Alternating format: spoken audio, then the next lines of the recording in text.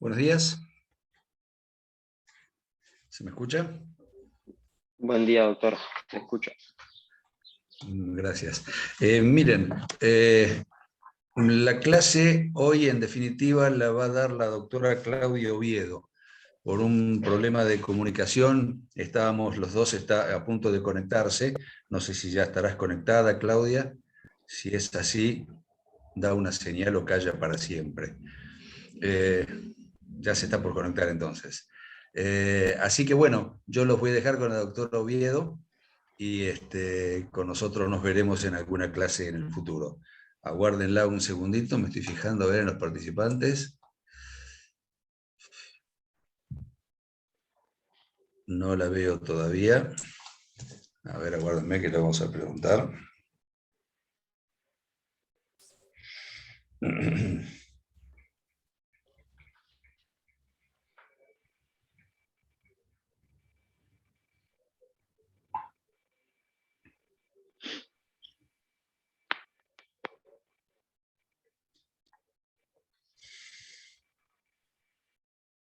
Ya está por ingresar la doctora Oviedo.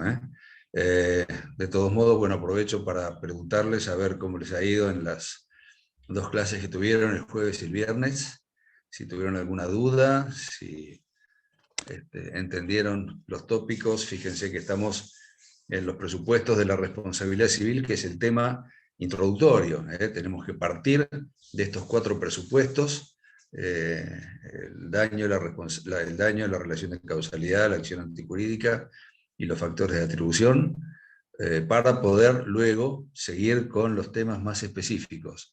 Y estos son temas generales de la responsabilidad civil, sin los cuales no podemos avanzar. ¿Tienen alguna duda que me quieran consultar?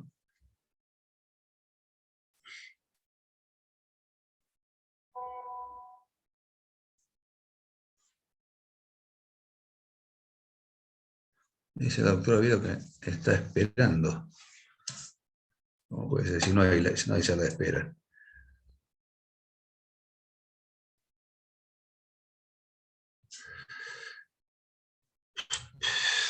Aguárdame un segundo.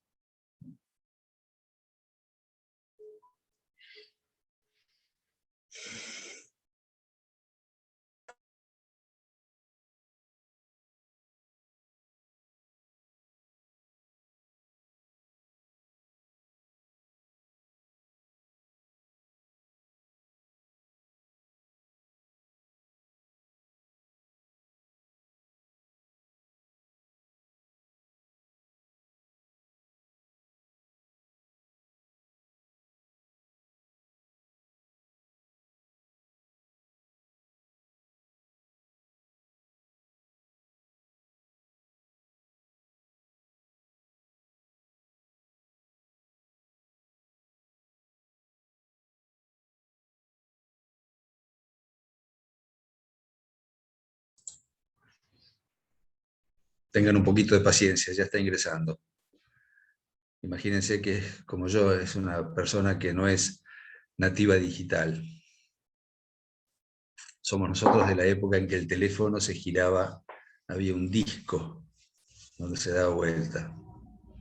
Todo esto para nosotros es muy nuevo.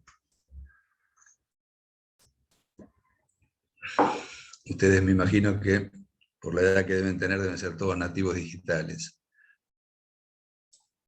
Son todos modelo 2000 en adelante ustedes, ¿no? ¿O hay alguno 1900?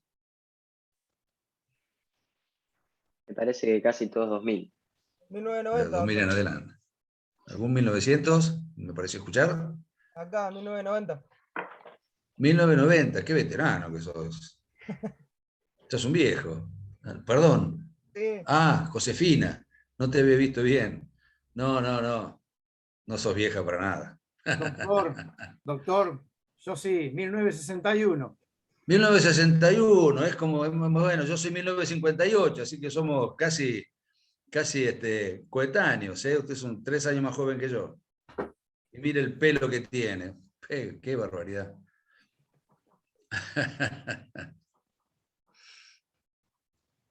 La doctora Oviedo se hace rogar.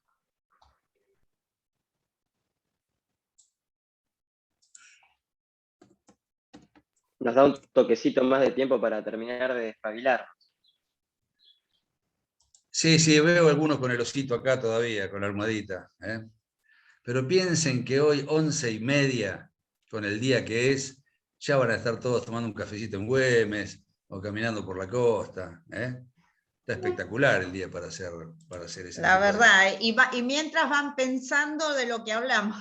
Doctora Oviedo, muy buenos días. Acá la ¿Cómo estábamos están? esperando. Bueno, No sé, muchas gracias. acá están diciendo los alumnos que usted no es una nativa digital y por eso tenía inconvenientes para ingresar. Son unos Muy bien, muy maleducados. bien. Con ¿Eh? mucha razón. Claudia, te dejo Con con mucha tus razón. alumnos. Bueno, muchas gracias. Bueno, Buen gracias a fin de todos. semana. Y a quienes sean madres, Claudia, vos sos madre, y a quienes sean madres, muy feliz día mañana para todas las Gracias. madres de este selecto grupo de derechos de daños. Muchas Muy gracias. bien, Hasta luego. muy bien. Hasta luego. Hasta luego.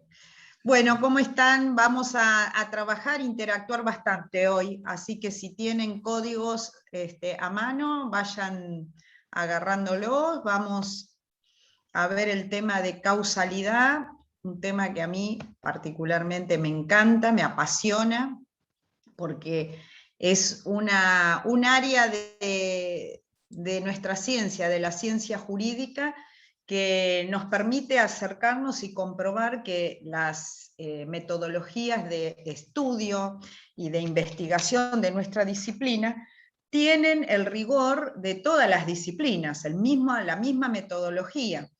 Entonces vamos a tratar de ir primero de lo general, de qué hablamos cuando hablamos de causalidad.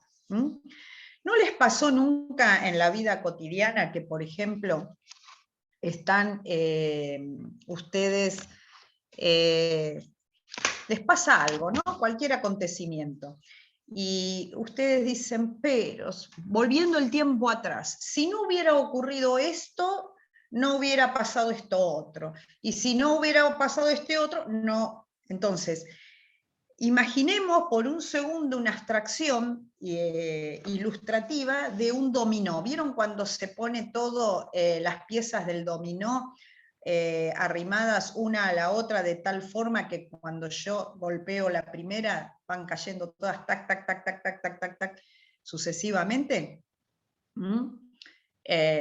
¿Pueden ver ahí bien la imagen? Si quieren, activen, ¿sí? Bueno, activen sus micrófonos si quieren, porque vamos a hacerlo participativo.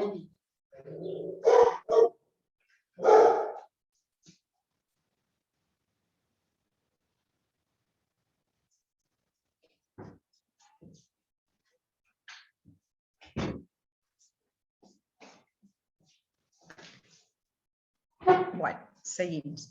Entonces, a ver, cualquiera de ustedes, ¿entienden que a veces nos ocurre que nosotros encontramos una conexión? Adam Martínez, imagínate una situación donde vos digas, pero tengo este resultado como consecuencia de tal causa. Si no hubiera ocurrido eso, quizás no hubiera ocurrido esto otro. ¿Sí? Adam, activen sus micrófonos, chicos, porque lo vamos a hacer participativo. Vamos a salir un poquito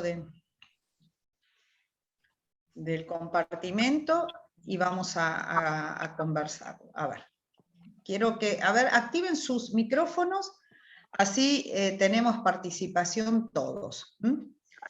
Yo voy eligiendo a ver hasta qué punto vamos comprendiendo. Adam, ¿te ha pasado que... ¿por qué estás vos hoy acá en esta clase? Porque a causa de esto voy a tener el efecto resultado de aprobar la materia y me va a acercar más a mi objetivo, que es recibirme de abogado en primera instancia. Muy bien. ¿Y la causa inicial de todo esto para que estés acá? ¿Dónde arranca?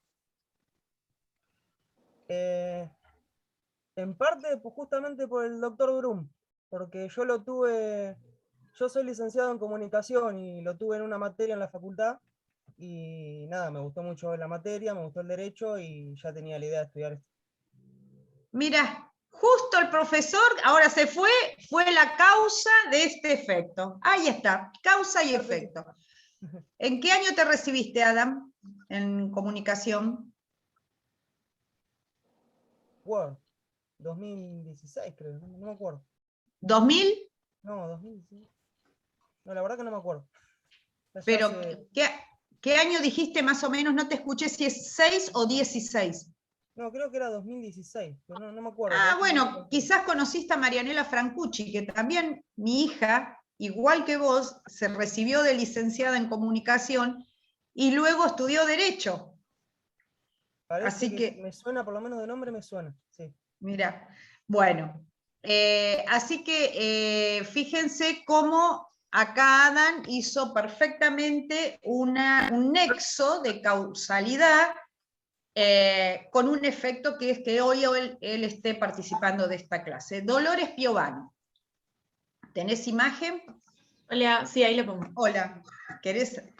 Me gustaría que estén todos con imagen porque vamos a hacer una clase participativa, porque este tema es complejo, pero la idea es que lo vayamos llevando a la práctica para que lo comprendan. Dolores. Bien. Contame, a ver, algo, causa y efecto, que hayas dicho, que estoy en esta situación. Se me ocurre porque... Sí. algún choque o que me atropelle y que me quiebre, y si no hubiera pasado ese atropello o el choque, no me hubiera quebrado. Algo así. Bien, y a su vez tenías una entrada para ir al cine con Claro, y no tu pude ir. mejor amiga. Bueno, entonces, antes de ir a lo concreto, en las ciencias, en toda ciencia, por ejemplo, Adam menciona otro tipo de carrera con otra disciplina y otro objeto de estudio. ¿Y alguien hay acá de otra disciplina que esté estudiando derecho? Biología, medicina, historia. Bueno, toda ciencia tiene un área, ¿no es cierto?, de estudio. Entonces, tiene delimitada un área disciplinar. Pero, ¿qué ocurre? Hay una metodología de estudio que es común a todas las ciencias. Cuando en algunas carreras, creo que Adam lo tuvo, y en otras carreras, para poder tener el título final, tienen que hacer un trabajo de investigación y deben respetar las metodologías de estudio, ¿sí? El objetivo general, el específico, la hipótesis, la conclusión. Muy bien. El tema de hoy, que es causalidad, justamente es un tema donde nosotros podemos analizar hasta desde el punto de vista filosófico, y tenemos distintas teorías. Para no profundizar en lo general, después les voy a enviar un artículo para que ustedes puedan ver tanto el materialismo como el idealismo, posturas bien diferentes. En una tenemos a Kant, en otra tenemos a Descartes. Se centraban en ver el tema de la causa y el efecto, ¿sí? En términos generales, podríamos decir que algunas teorías consideran que esta relación causa-efecto es inamovible, ¿sí? Hay una causa decisiva y un efecto decisivo, vinculados entre sí. Otra línea de pensamiento, el idealismo, dice, en realidad es un conjunto de causas que producen un efecto. Les aseguro que si ustedes profundizan en cualquiera de las dos teorías, se van a enamorar de las dos y van a encontrar justificación a lo que ustedes quieren investigar en las dos, ¿sí? En el aspecto jurídico específicamente, nosotros, ¿por qué lo traemos a este segmento de la carrera que es la materia de daños? Porque nosotros acá lo que nos interesa vislumbrar y visualizar es la relación sobre la cual yo puedo designar como responsable a alguien al pago de un daño, a la compensación por un daño. Perfecto. ¿Es justo? Sí, es justo. Pero ¿cómo ejercemos ese nexo entre el hecho dañador y el daño? Hay una definición, porque siempre me interesó este tema de decir, verá, parecemos una ciencia dura cuando hacemos el análisis, siempre me gustó, que fue el tema de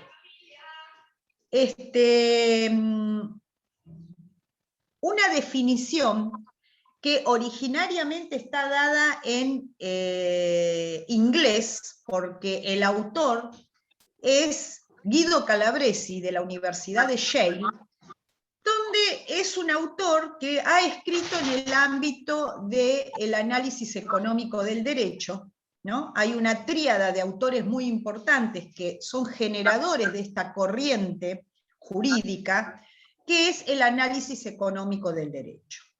La Universidad de Yale, ubicada en los Estados Unidos, inicia esta teoría sobre la base justamente de causa y efecto en el ámbito de lo que produjo la revolución industrial, ¿no? Empiezan a aparecer en forma generalizada las responsabilidades por los daños como consecuencia de la incorporación a la sociedad de cosas viciosas o cosas peligrosas o cosas riesgosas en forma masiva.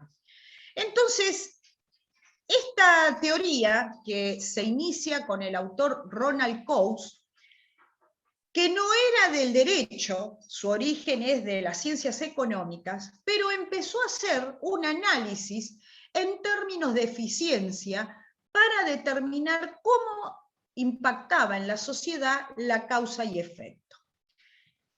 Esta teoría arranca con un análisis sobre un avance en los asentamientos industriales respecto a asentamientos de tipo residencial.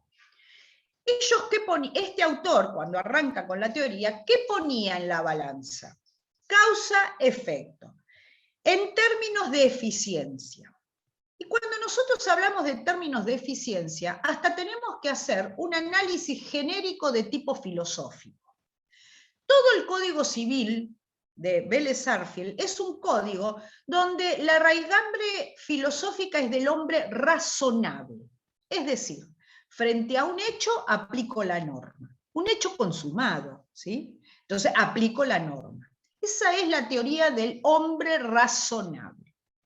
Sin embargo, esta teoría del análisis económico del derecho abarca otra postura que es la del hombre racional. ¿Cuál es la diferencia? El hombre racional es el que actúa ex ante, es decir, prevé que ante el acaecimiento de un hecho habría tales consecuencias. Entonces, esa situación fue tan profunda y fue luego profundizada por el autor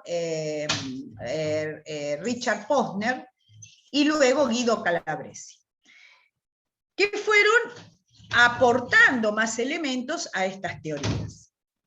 ¿Qué dice Guido Calabresi en esta secuencia? Él sí ya es hombre del derecho y en términos de eficiencia decía, se los voy a traducir. ¿Vieron cuando ustedes escuchan la frase es más barato prevenir que curar? ¿Lo escucharon alguna vez? Luna, ¿lo escuchaste alguna vez? Sí. Sí, ¿viste? Es más barato prevenir que curar. Y es real, ¿sí? Si yo veo que el auto me está echando humo y que algo está pasando con ese motor, o no, Nicolás, no lo parás, a ver, los hombres especialmente tienen más atención. ¿Por qué? Porque estoy esperando la consecuencia. Nicolás, ¿tenés imagen y micrófono? Nicolás Andrades. Hola, profe. Bueno. Hola, ¿qué tal? ¿Cómo te va? ¿Entendés a lo que se refería esta teoría desde el hombre racional? Esta concepción fue tomada por el Código Civil y Comercial actual porque no se olviden que ustedes tienen toda la parte hoy incorporada de la función preventiva.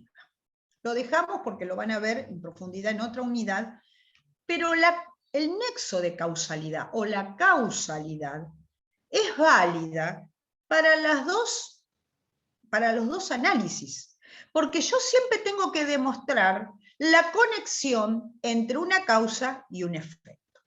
Volviendo aquí a Guido Calabresi, en el Costes de los accidentes, ese es el título del libro más importante, escrito en inglés, pero cuando hacemos la traducción al español, me gusta mucho cómo queda la definición de causalidad, o de nexo de causalidad.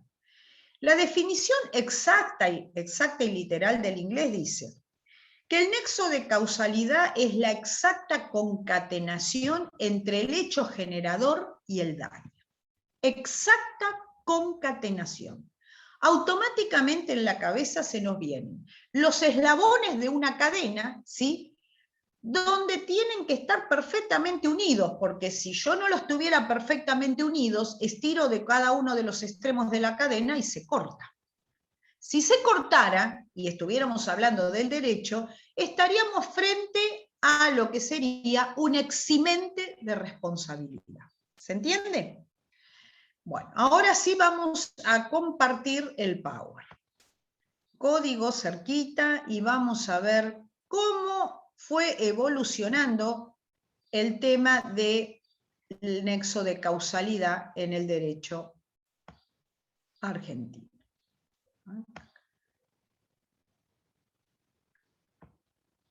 Bueno, ¿pueden visualizar ahí la imagen? No, doctora. Está cargando. Todavía no. Todavía no se ve nada. ¿Está cargando? Bueno, listo. Bueno, ¿hasta ahí van comprendiendo? Ahora vamos a ver cuáles son las teorías y vamos a dividir el tema de la causalidad en dos partes antes de arrancar con el Power.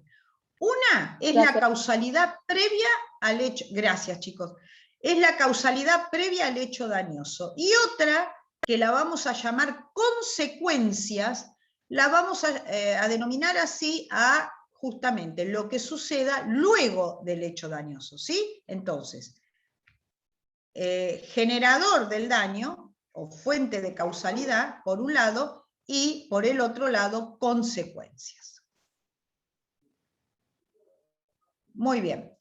Entonces, vamos a la noción y a los elementos. Ahí puse algunas imágenes de cómo se conectan a la izquierda, ¿no es cierto?, todas las posibilidades. Y vamos a verlo con ejemplos. Muy bien. Entonces, empezamos con esta definición, ¿no? Yo acá le agregaría, acá está la cadena, la conexión de un hecho dañoso con el sujeto a quien se le atribuye. Yo no puedo denominar o instar a una responsabilidad civil a un sujeto si yo no tengo demostrado que ese sujeto tiene conexión con ese hecho y no hubo ningún eximente o ningún elemento que haya detenido esa conexión. Entonces, a esta definición yo le agregaría la de Guido Calabresi cuando dice que es la exacta concatenación entre un hecho generador y un daño. Muy bien. Vamos a la próxima. El artículo 1726, si alguien lo tiene a mano y lo quiere leer, si no, designo a alguien, prácticamente hace pedagogía, porque les trae la definición. A ver, ¿se propone alguien o elijo para leerlo? Y lo leo, profe.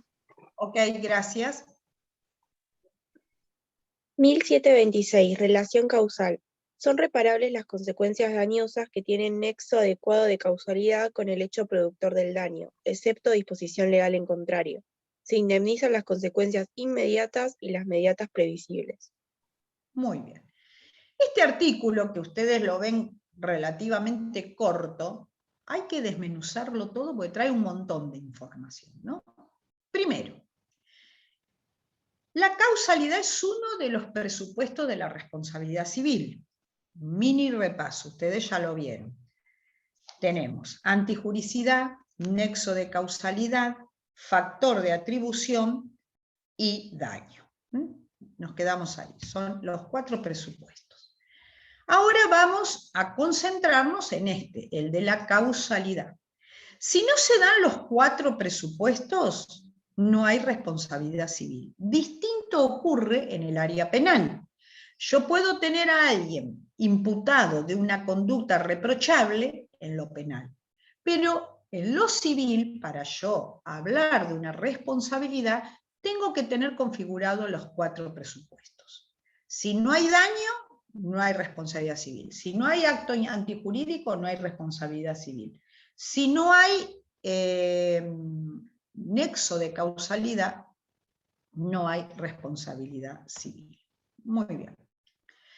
Ahora vamos a hacer una pequeña diferenciación entre causa, condición y ocasión. Vamos a ir viendo en las distintas platiquitas cuál sería el concepto que atribuimos a cada una de estas circunstancias. La causa es ese hecho generador, ¿sí? Pero la condición es tan importante como el hecho generador. ¿Por qué?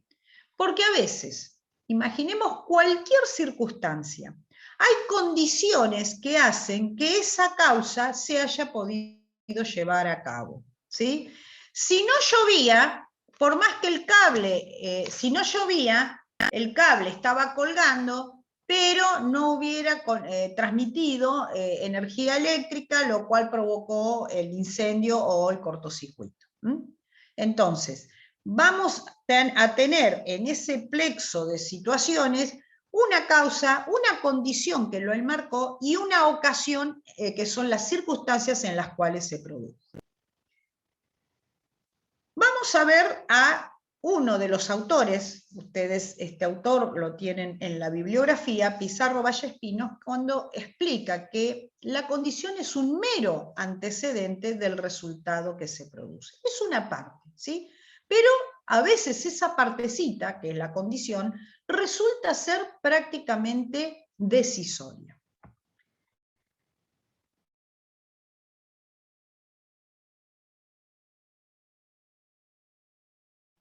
Vamos a cómo el derecho, una serie de teorías para explicar el resultado. Todo lo que estamos haciendo son construcciones que nos permitan a nosotros decir de qué manera vamos a llegar al resultado.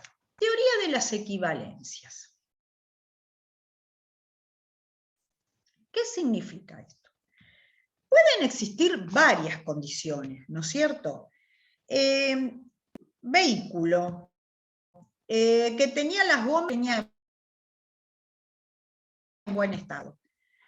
En un pozo que era exagerado en el asfalto, revienta. Como consecuencia de eso, el auto se desvía y rompe el paredón de una casa. En la teoría de las equivalencias, ¿qué dice?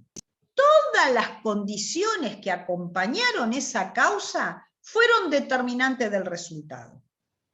¿Sí? Si no estaba el pozo, si el paredón no estaba a tantos metros, si...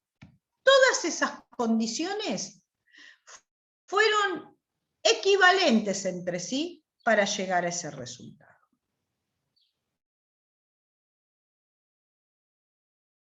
Esa es una de las teorías, utilizada de manera intermitente tanto por la jurisprudencia como los autores, no son determinantes. Si bien ahora vamos a ver cuál es la que nuestro Código Civil y Comercial toma en cuenta, estas teorías son...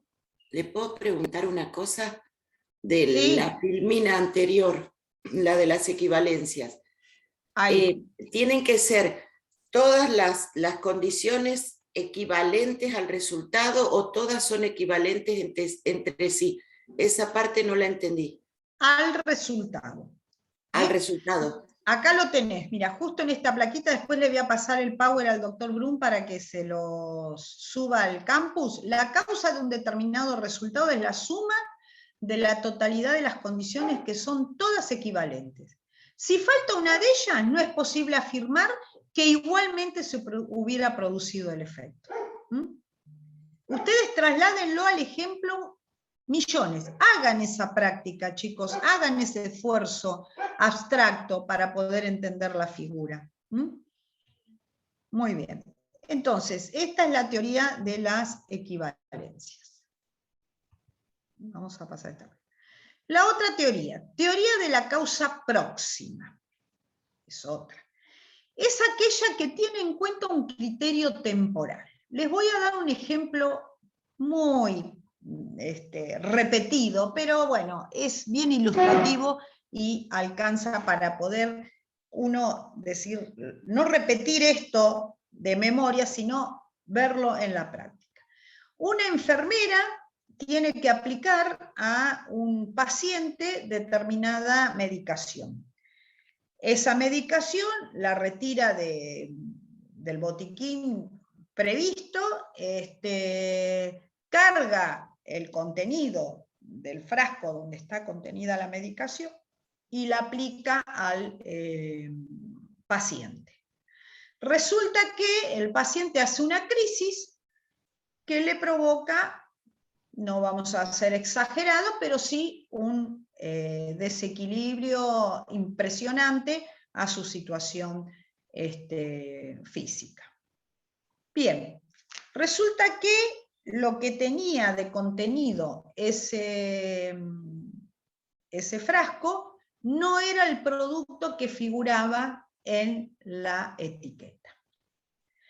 Si nosotros nos apegamos específicamente a la teoría de la causa próxima, ¿quién sería responsable directo de la situación que vivió el paciente? A ver, ¿qué les parece a ustedes? La enfermera. La enfermera. Exactamente. Pero esta teoría a veces puede llevarnos a un resultado equivocado, porque ¿quién rotula los frascos de medicación? El laboratorio. Perfecto. ¿Quién lo produce? Exacto. Entonces, podríamos llegar, después vamos a ver cómo todo esto va a resultar en el tema de la reparación. ¿Quién es el responsable? Por eso es la importancia de este análisis. Tiene que ser absolutamente objetivo y científico, porque si no, yo en este caso estaría cargando con toda la responsabilidad de una indemnización a una enfermera. Y la enfermera podría exonerarse diciendo, no, pero yo tomé exactamente las instrucciones, si en el frasco dice tal cosa, yo no puedo a simple vista visualizar que es otro producto. Entonces, después vamos a ver cómo son las reparaciones. Ese paciente, ¿a quién tiene que reclamar? ¿Son solidarios el hospital, la enfermera, el laboratorio? ¿O estamos frente a una responsabilidad concurrente donde cualquiera de ellos podría responder, pero entre ellos tienen acciones de reintegro? Responde la enfermera, pero automáticamente ante la víctima, pero automáticamente ella reclama ante el laboratorio. ¿Sí? Entonces, por eso es la importancia de determinar el autor. Bien, vamos a otra teoría. Teoría de la causa eficiente. ¿Sí? Esta teoría es más cercana a la que finalmente toma el Código Civil y Comercial actual. Dice Mossetti Turraspe, esta teoría de la causa eficiente parte de un criterio seleccionador. Dice, de todas estas causas, ¿cuál sería la más importante o la más decisiva para producir este efecto? cuál de todas estas, ¿sí? Y elige una. Vamos con el ejemplo de la enfermera. ¿Cuál diría a ustedes, cuál les parece a ustedes que sería la causa eficiente? El laboratorio que puso mal las etiquetas. Perfecto. Entonces, ¿ven la diferencia entre una teoría y la otra? Muy bien. Y finalmente, ¿cuál es la teoría en la cual o por la cual se define en principio, porque no quiere decir que se descarten los otros análisis, nuestro Código Civil y Comercial? En el artículo 1726, ¿quién lo lee? Establece que es la teoría de la causalidad adecuada.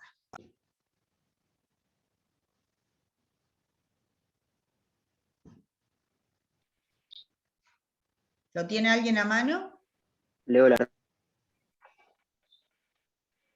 1726. Relación causal. Son reparables las consecuencias dañosas que tienen nexo Bueno, dijo adecuado de alguien para leer. Esto causalidad. es una forma también ustedes de comprender. No puedo creer que... Sí, ¿lo lees vos? Sí, profe, lo estaba leyendo. Dale. No sé si se trabó. Perdón. Ah, no te escuché, discúlpame.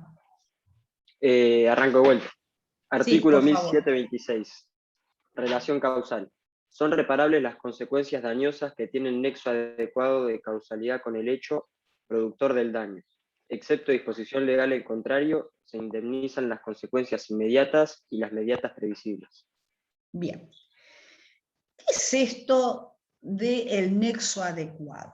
El nexo adecuado significa que se van a indemnizar o a reparar aquellas consecuencias que, según el curso habitual y ordinario de las cosas, se hubiera producido. Esto implica un análisis que en el derecho romano se denominaba inconcreto. Inconcreto. ¿Qué significa? Que se tiene que analizar cada caso de manera particular. Y pesa en este análisis la experiencia, ¿sí? Vamos a suponer un rayo que caiga en un balneario. Hace 5 o 6 años, ningún balneario tenía un pararrayo.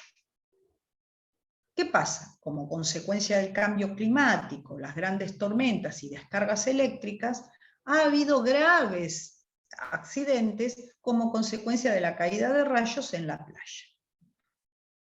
La repetición de hechos como esto hacen que se pueda deducir que un hecho que en principio resultaba extraordinario pasara a ser ordinario y podría ser hasta habitual. Por lo tanto, los balnearios tienen que tener un pararrayo, ¿sí?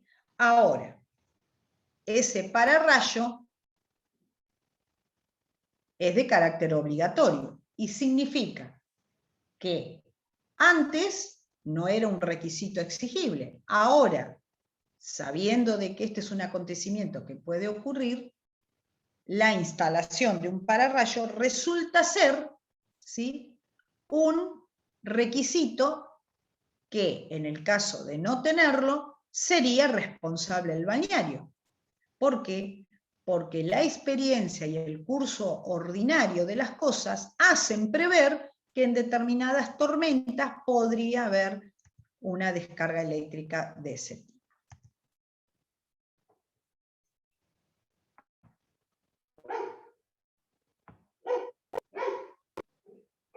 Bien, entonces otro autor, Bustamante Alsina, dice que este criterio de previsibilidad es en abstracto, ¿no es cierto? Entonces es todo un razonamiento abstracto donde se va a basar en la experiencia y en el curso habitual de las cosas. López Mesa, otro autor, jurista argentino, dice, la causalidad es el reino de la concreción, de lo particular, del caso concreto.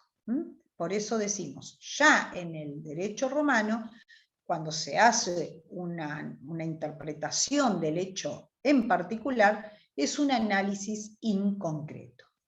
En ella las divagaciones, las generalizaciones excesivas y las abstracciones desmesuradas tienen un efecto nocivo, por supuesto.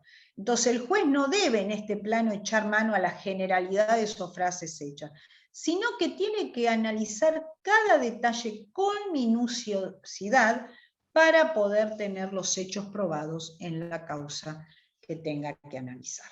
¿Sí? Ahora, ¿qué pasa en materia contractual? ¿No? Porque pareciera que todos estos ejemplos que vimos es de orden extracontractual. Pero ¿qué pasa en los contratos? ¿Sí? ¿A qué consecuencias va a tener que atenerse los contratantes?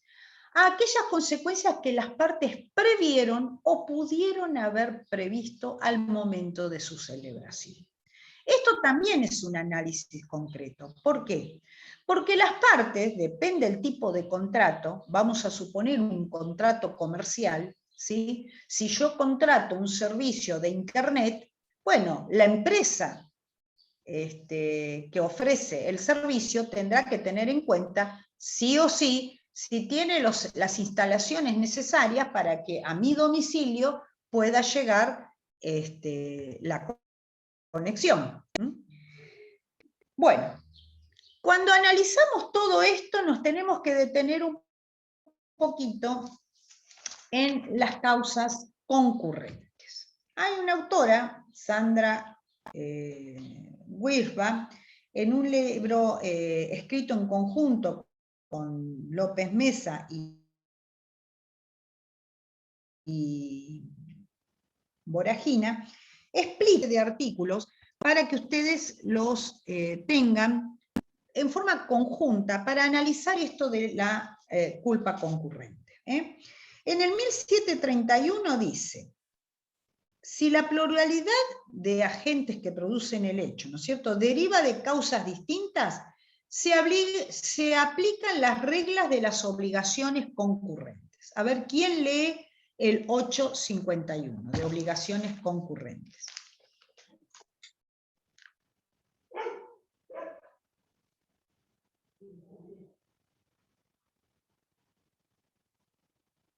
¿El 850 o el 851? 851. Bueno, dice, efectos. Excepto disposición especial en contrario, las obligaciones concurrentes se rigen por las siguientes reglas.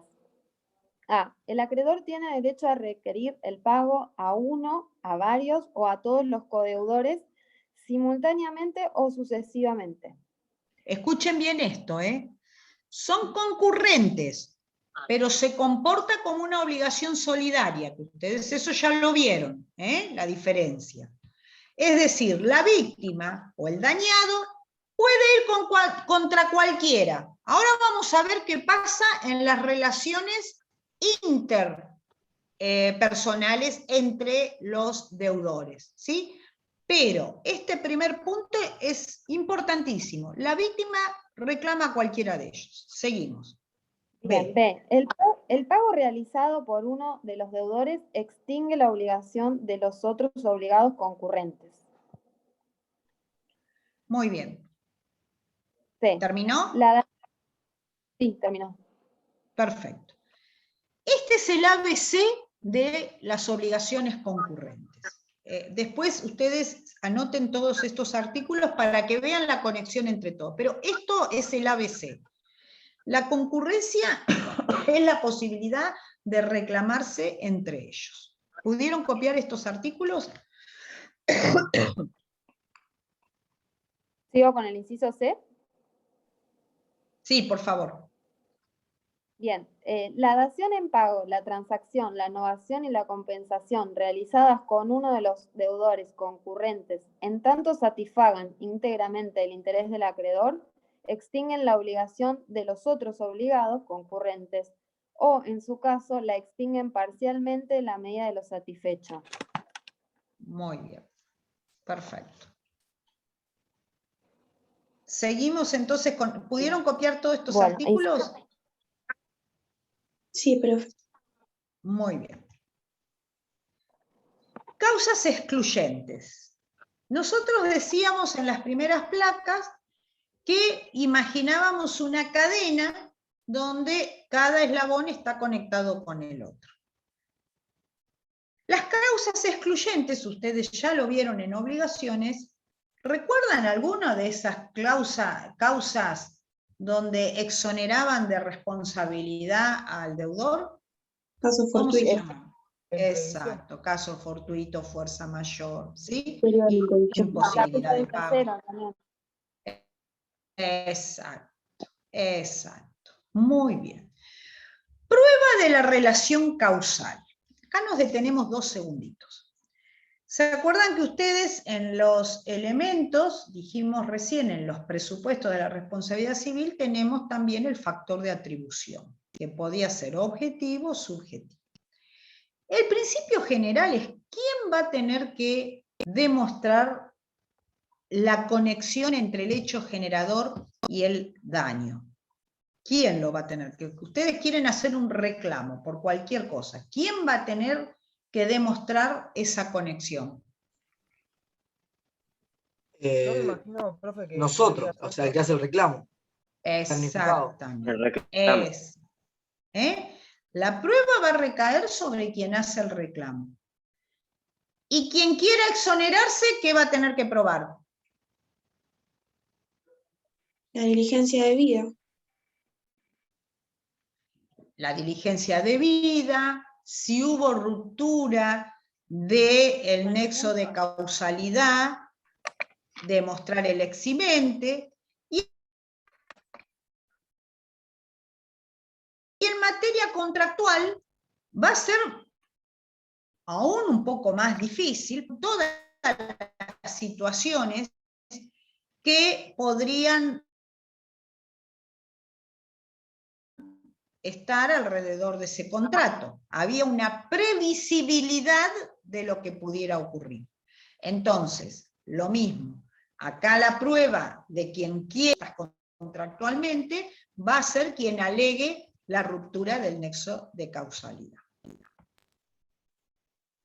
Bien, perdón. Las consecuencias en el artículo 1700, ¿sí? Me quedó una duda con el tema de la prueba. ¿No podría ser, por Sí. ejemplo, un daño, suponiendo, por ejemplo, una relación de consumo que haya una inversión de la carga de la prueba?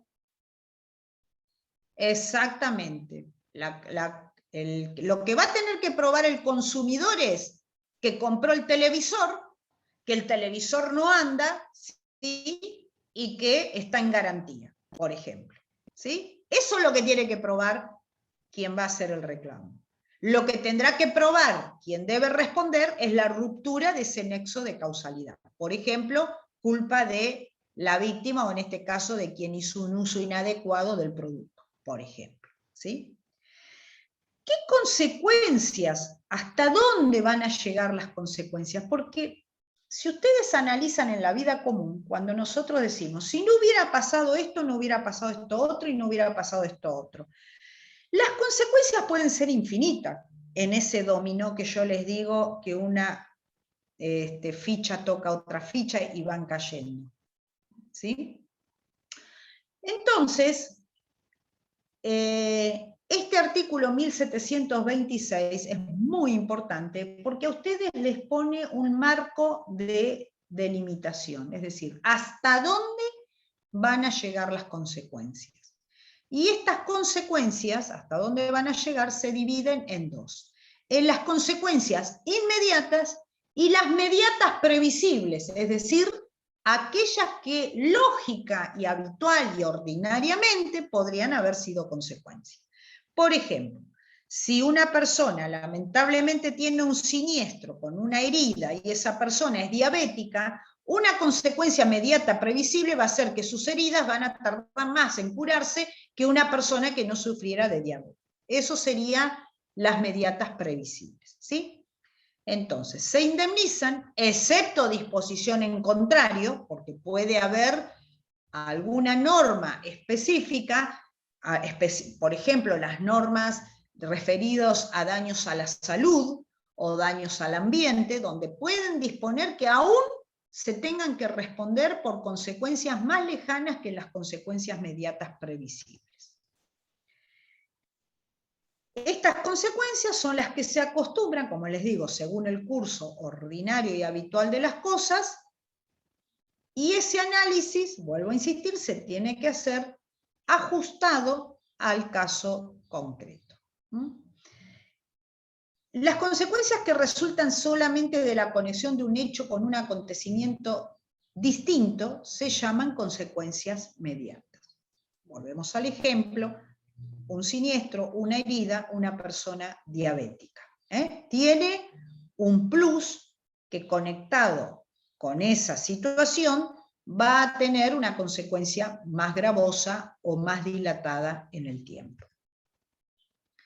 Los eximentes de nexo de causalidad, ¿cómo hay que demostrarlo? Por supuesto que está a cargo de quien lo alega, ¿sí?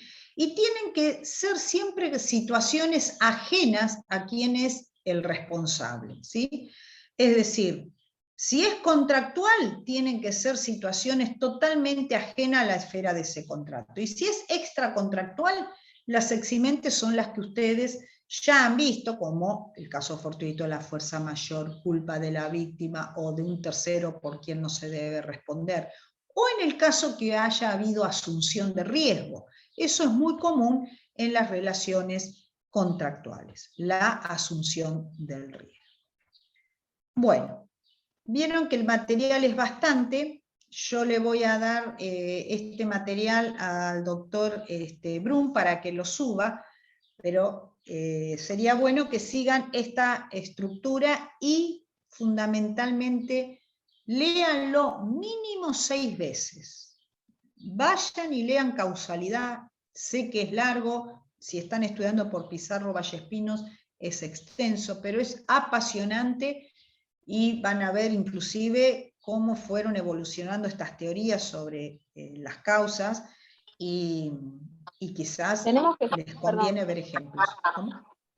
Perdón, doctora, quería preguntarle, ¿tenemos que saber las teorías o tenemos que tener una idea? Las teorías, sería bueno los autores de las teorías, que son algunos del siglo pasado, y ejemplos de cada uno. Bueno, ¿alguna duda, chicos? Bueno, nos vemos entonces. Adiós, buen fin de semana. Hasta luego. Buen fin de. Hasta luego. Gracias. Nos vemos.